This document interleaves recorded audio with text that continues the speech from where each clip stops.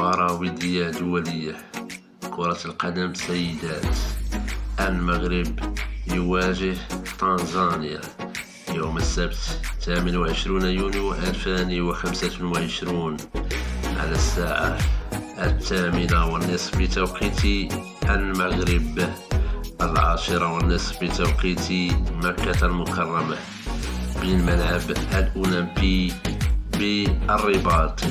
للإشارة اللقاء منقول على قناة الرياضية، البث الفضائي والبث الأرضي.